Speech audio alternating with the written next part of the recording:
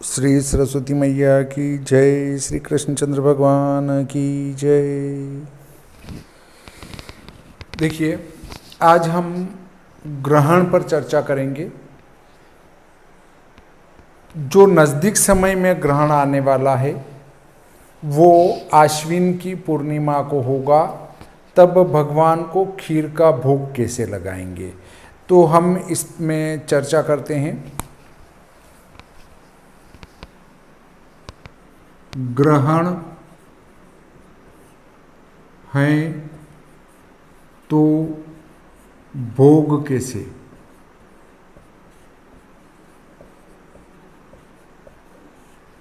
संवत 2080 शक 1945 आश्विन शुक्ल पक्ष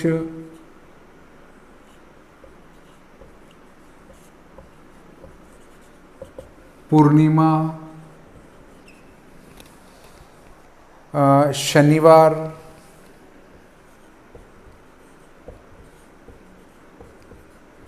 दिनांक 28/10/2023 को चंद्र ग्रहण होगा।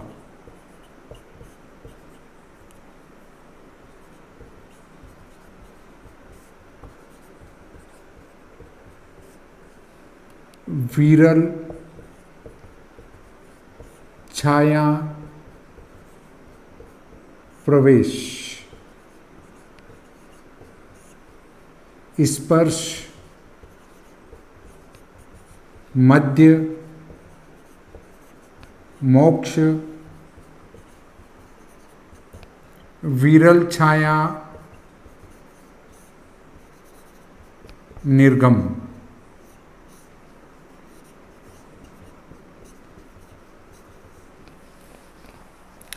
देखिए, इसका विरल छाया प्रवेश होगा 11:32।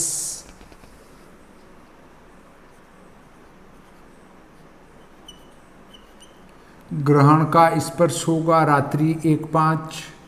ये सब रात्रि के समय है, ठीक है। रात्रि 1:05 इस ग्रहण का जो मोक्ष है वो 2:23 पर होगा रात्रि। और विरल छाया से निर्गम जो होगा 3:56 रात्रि। ग्रहण का मध्य अनुपात से निकाल लेंगे। 13 में 18 और 1 घंटे के आधे 30 मिनट, 18 के आधे 9 मिनट, 9 और 30 39 मिनट, 39 और 5 44। ये मध्य होगा रात्रि में।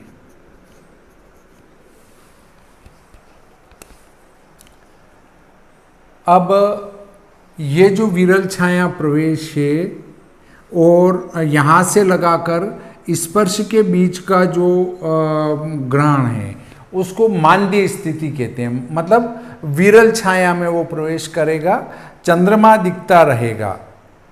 फिर इधर 2:23 पर मोक्ष होगा, वहाँ से 3:56 तक मांद्य स्थिति रहेगी और वो चंद्र आपको स्पष्ट दिखने लग जाएगा। ये चंद्रमा चंद्र स्पष्ट, यहाँ चंद्र स्पष्ट दिखेगा आपको। जो प्रतिदिन चंद्र के दर्शन करता है वही कह पाएगा कि अभी मांद्य विरल छाया में जो है प्रवेश कर चुका है चंद्रमा। अब देखिए, हमारा रात्रि 25:05 पर ग्रहण का स्पर्श होगा, तो इससे 9 घंटे पहले आपका सूतक प्रारंभ हो जाएगा। तो 16:05 से, अर्थात दिन में 4:05 से इसका सूतक प्रारंभ हो जाएगा। सूतक के बाद भोजन करना निषेध है, इसलिए हम यहाँ से लगाकर 2:23 तक भोजन वगैरह नहीं कर पाएंगे। अब देखिए, यहाँ पर रात को भगवान को जो भोग लगाते हैं उनके समस्या है, परंतु अभी एक बड़ी समस्या आई थी कि मंदिर वालों ने रक्षाबंधन वास्तविक दिन न मनाते हुए दूसरे दिन मनाया, क्योंकि पंचांगकर्ताओं ने जो लिखा है उसमें उनने रात को 9 बजे बाद लिखा है। अब हमें तो चूंकि मठ मंदिर इनकी चलाना है और हमारा नाम करना है कि हमने जो कहा वो हुआ, तो उसको देखकर हमने ये कहा कि भगवान का शयन हो जाता है, इसलिए रात्रि में रक्षाबंधन नहीं होता है। तो अब यहाँ पर आश्विन की पूर्णिमा को भी भगवान का शयन तो 8 बजे हो गया आपका, तो फिर रात्रि में भोग कैसे लगाएंगे भगवान को? मंदिर मठ वाले, उनको तो कोई समस्या नहीं है। मंदिर वालों ने सबने एक रूपता करके और रक्षाबंधन दूसरे दिन मनाया, मुहूर्त मात्र वाली पूर्णिमा में, क्योंकि उनके पहले दिन देवता शयन कर जाते हैं 8 बजे, वो 9 बजे तक जगे हुए नहीं रह सकते। बिल्कुल हमने मान लिया आपकी बात, और हम भी आपका समर्थन करते हैं कि भगवान की निंदा में दखल नहीं देना चाहिए, परंतु अब आप यहाँ आश्विन की पूर्णिमा को भगवान को भोग लगा ही नहीं सकते। क्यों नहीं लगा सकते? क्योंकि भगवान तो 8 बजे सो गए, अब वो सुबह उठेंगे ब्रह्म मुहूर्त में, उसके बीच में तो आपको कुछ करना ही नहीं है। जब कोई त्योहार होता है तो भगवान के शयन का कोई नियम नहीं है। जब भगवान बद्री विशाल रात को 10 बजे तक 10:30 बजे तक मंदिर खुला रहता है, तो यहाँ पर हमारे मंदिर 9:15 बजे तक खुले क्यों नहीं रह सकते हैं? तो वहाँ रक्षाबंधन पर इनने एक उत्तर निकाला कि चूंकि भगवान शयन कर लेते हैं, इसलिए हम रक्षाबंधन रात में नहीं करते हुए दूसरे दिन मनाएंगे। ये इनने सर्वानुमति से प्रस्ताव पारित किया। तो अब यहाँ क्या प्रस्ताव पारित करेंगे? चूंकि ग्रहण है और आश्विन की पूर्णिमा को खीर का भोग भी लगाना है, सुतक दिन में ही लग जाएगा, तो ये जो भाई लोग हैं वो भगवान को भोग दूसरे दिन लगाएंगे। परंतु जो हमारी धर्मप्राण जनता है वो क्या करेगी, इसके संबंध में मैं आपको बताता हूं कि ग्रस्तास्ते अन्य दिने दृष्ट्वा अश्नियाद वृद्धातुरम विनाम वेदो वृद्धातुरस्त्रियर्भूपुत्रीणाम याम युग्मकम। यदि ग्रस्तास्त्र ग्रहण हो तो दूसरे दिन देखकर वृद्ध व रोगी को छोड़कर भोजन करना चाहिए। वृद्ध रोगी स्त्री अल्प अवस्था पुत्र वाली जो महिला है उनके लिए 2 प्रहर तक ही वेद होता है। ये जो किसी प्रकार से जो परेशान हैं, जैसे वृद्ध हैं, रोगी हैं, स्त्री हैं, कम अवस्था का जिनके पुत्र हैं या छोटे बच्चे हैं, उनके लिए 2 प्रहर का ही सूतक है। एक प्रहर मोटे रूप में 12 घंटे का एक दिन या एक रात होती है। अब उसका प्रहर निकालें तो 4 का भाग लगा देंगे, मतलब लगभग 6 घंटे। मोटे रूप में 6 घंटे का उनका वेद होता है, अर्थात सूतक होता है ग्रहण का। तो हम तो यहाँ 6 की बजाय 9 घंटे ले रहे हैं, फिर भी सूतक आदि में इन लोगों के लिए कोई नियम नहीं है, ये सूतक में भी भोजन कर सकते हैं। अब अगला नियम आता है, न सूतकादि दोषो अत्र दान होम जपादिषु ग्रस्ते स्नाया दूधक्यापितोर्था दूधृतवारिणा। दान जप होम के लिए ग्रहण में सूतक नहीं बाधक होता है। ग्रहण के स्पर्श होने पर ऋतुमती को भी तीर्थ से निकले हुए पानी से स्नान करना चाहिए। मनवर्थ मुक्तावल्याम मनवर्थ मुक्तावली के आधार पर अन्नम पक्वमिह त्याज्यम स्नानम सवसनम गृहे वारी तक्रार नालादि तिलेर दर्भेर न दुष्यते। मनवर्थ मुक्तावली में बताया है कि पका हुआ अन्न का त्याग ग्रहण में वस्त्रों के साथ स्नान, पानी, मट्ठा, कांजी आदि और तिल कुशा छोड़ने से दूषित नहीं होते हैं। अगर इनमें तिल कुशा छोड़ दो तो वो दूषित नहीं होते हैं। धर्म दर्पण में आया है, क्या आया है? आरनालम पयस्तक्रम दधि स्नेहाज्यपाचितम मणिकास्थोदकम चेव न दुष्येद्राहु सूतके। धर्म दर्पण में कहा है कि कांजी, दूध, मट्ठा, दही, तेल और घी से पका हुआ भोजन मणिस्थ जल राहु के सूतक में दूषित नहीं होते हैं। सूत के अपि च संप्राप्ते यदि स्याद राहु सूतकम न सूतकम भवेत्तावद्यावद्राहुर्न मुंचति। सूतक प्राप्ति में यदि राहु सूतक हैं तो जब तक राहु सूर्य या चंद्र को छोड़ता नहीं है तब तक सूतक नहीं होता। देखिए, अब इसमें और बात आती है, वो ये आती है कि स्पर्शे स्नानम जपम कुर्यान् मध्ये होमम सुरार्चनम मुच्यमाने सदा दानम विमुक्तो स्नानमाचरेत। जब ग्रहण का प्रारंभ हो तो स्नान करना चाहिए, फिर जप करना चाहिए स्नान करते ही। जप के बाद जब ग्रहण का मध्य आ जाए तो हवन करना चाहिए। देव पूजा और ग्रहण का मोक्ष समीप आने पर दान तथा ग्रहण पूर्ण मोक्ष होने पर स्नान करना चाहिए। देखिए, बात क्या आती है कि ग्रहण का स्पर्श हुआ, स्पर्श होते ही आप स्नान करेंगे, स्नान करते ही सीधे आप जप में बैठेंगे। जब ग्रहण का मध्य आ जाए तो हवन को प्रारंभ करना है और हवन समाप्त होते ही दान देना है। मतलब ग्रहण का मोक्ष जब समीप आ जाए तो हवन का ध्यान रखना है कि ग्रहण मोक्ष होने वाला है, तो मोक्ष होने से पहले ही दान देना है। और दान देने के बाद जब ग्रहण मोक्ष हो जाए तो मोक्ष का स्नान करना। एक तो ग्रहण का स्नान करना ग्रहण प्रारंभ होने के बाद, फिर जप करना ग्रहण में ही, और ग्रहण में ही हवन भी करना, देव पूजन भी करना, और फिर ग्रहण का जब मोक्ष होने वाला हो तो दान करना, और जब ग्रहण मोक्ष हो जाए तो मोक्ष का स्नान करना चाहिए। ये कहा है ज्योतिर्निबंधनकार ने। इस गर्ग जी ने क्या कहा है, देखिए, स्पर्शे स्नानम भवेत् दोमो ग्रस्तयोर्मुच्यमानयोः दानम स्यान्मुक्तिये स्नानम गृहे चंद्रार्कयोर्विधिः। गर्गाचार्य जी ने बताया कि स्पर्श काल में स्नान, ग्रसित होने पर हवन, मोक्ष की तरफ होने पर दान और मोक्ष होने पर स्नान करना चाहिए। मुक्तो यस्तु न कुर्वीत स्नानम ग्रहण सूत के न ससूत की भवेतावद्यावत्स्याद परोग्रह। जो कि पुरुष ग्रहण का मोक्ष होने पर स्नान नहीं करता है वह जब तक दूसरा ग्रहण नहीं होता है तब तक सूत की अस्पृश्य होता है।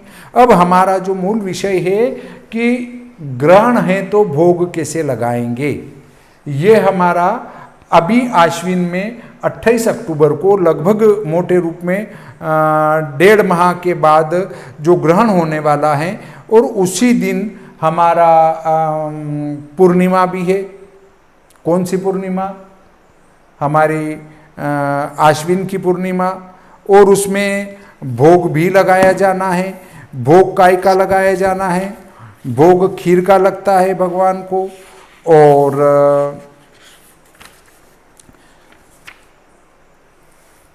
ग्रहण पूर्णिमा भी रात्रि में समाप्त हो रही, तो पूर्णिमा का व्रत भी इसी दिन होगा, कोजागरी व्रत भी इसी दिन होगा, लक्ष्मींद्र की पूजा भी इसी दिन होगी, लक्ष्मी जी और इंद्र जी की पूजा भी इसी दिन होगी। तो ऐसी स्थिति में फिर हम क्या करेंगे?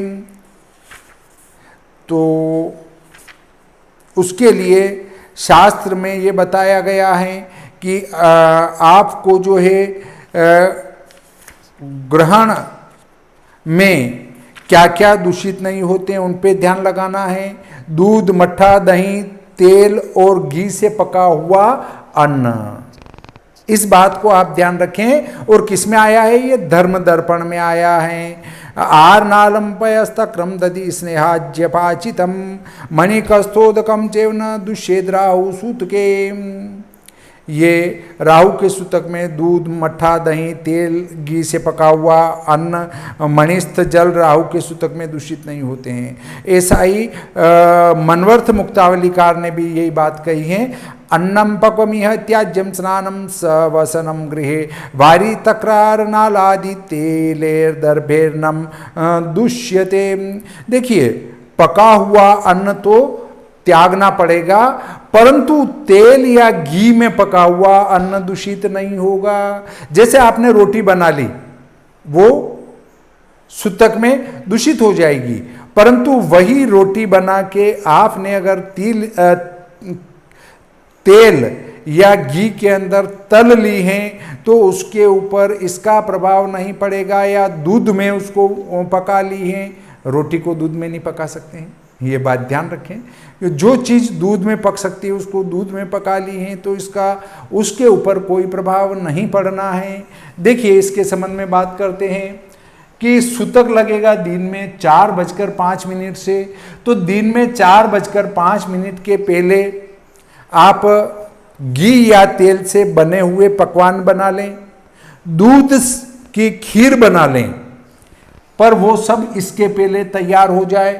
तैयार होने के बाद आपको इसके पहले ही किसी सुरक्षित कमरे में रख देना है जहां कोई स्पर्श न करे, और उनके ऊपर फिर तिल या कुशा रख देनी है। ठीक है, ये रखने के बाद भगवान के कपाट भी 4:05 के पहले बंद हो जाएंगे। भगवान शयन करेंगे। आपको 2:23 के बाद मोक्ष का स्नान करना है। मंदिर में जाकर मंदिर को धोकर भगवान को स्नान कराकर उनको भोग लगाना है, परंतु भोग लगाने से पहले खीर को और पकवान को चंद्रमा की चांदनी में रखना होता है। तो क्या करेंगे आप कि 2:23 पर जैसे ही मोक्ष होता है आप स्नान करेंगे। स्नान करके सीधा वो जो अंदर रखा गया खीर और पकवान है जो तेल या घी में तला हुआ है उसको चांदनी में रख देंगे। चांदनी में रखकर फिर आप मंदिर का काम निपटाएंगे। मंदिर में पोंछा लगा लेंगे, भगवान को स्नान करा देंगे, उनको साधारण वस्त्र धारण करा देंगे। अगर आप पूरी तैयारी करना चाहते तो रात में नहीं कर पाएंगे, तो उनको सामान्य तैयारी कराकर फिर उनको खीर का भोग लगा देंगे। अब आप कहेंगे कि भगवान को भोग कैसे लगा सकते हैं? रात में भगवान तो शयन कर रहे हैं, परंतु जब विशेष पर्व होता है तो उस स्थिति में भगवान शयन नहीं करते, उनको उठाया जा सकता है। क्यों? क्योंकि इस दिन शास्त्र कहता है कि पांसों से खेलना चाहिए निषिद्ध काल में। आश्विन की पूर्णिमा को निषिद्ध काल में पांसों से खेलना चाहिए। लक्ष्मी माता भ्रमण करती हुई आती हैं कि कौन जगा हुआ है और कौन पांसे खेल रहा है। तो जब लक्ष्मी माता रात में जगी हुई हैं तो भगवान भी रात में जगे हुए हैं, और जब भगवान रात में जगे हुए हैं तो भगवान को भोग लगाने में कोई दिक्कत नहीं है। फिर भी यदि आपके कोई बाधा उपस्थित होती है तो आप खीर को तो आपने रख ही दिया है चांदनी में, फिर उसको आधे घंटे जितना आप रखना चाहें चांदनी में उतना रख के उसको वापस अपने कमरे में सुरक्षित रख दें। और सुरक्षित रखने के बाद में सुबह जब आप भगवान को मंदिर साफ करके भगवान को स्नान कराएंगे तो उसके बाद भोग लगा दें। परंतु उचित तो यही है कि आप रात्रि में ही भगवान को भोग लगा दें, क्योंकि उसी समय खीर का प्रसाद बांटने की प्रथा चली आ रही है। उसके बाद आपके ऊपर किसी प्रकार का कोई दबाव नहीं है, आप जब चाहें तब इस पर्व को मनाएं। आप जैसे रक्षाबंधन को आपने कहा कि भाई हमारे भगवान सो जाते हैं इसलिए हम एक दिन बाद मनाएंगे, तो आप ये शरद पूर्णिमा का उत्सव प्रतिपदा को भी मना सकते हैं। आप उन लोगों के लिए नियम नहीं है जिनने रक्षाबंधन दूसरे दिन मनाया, वो दोष युक्त था, फिर भी लोगों को गुमराह करके दूसरे दिन मनाया। तो अब भी लोगों को गुमराह करके शरद पूर्णिमा भी प्रतिपदा को मना लेना चाहिए। आप लोगों के लिए कोई नियम नहीं है। देखिए ये सारा जो ग्रहण की जानकारी यहाँ लिखी है वो ये श्री भादव माता पंचांग के आधार पर मैंने आपकी जानकारी हेतु लिखी है।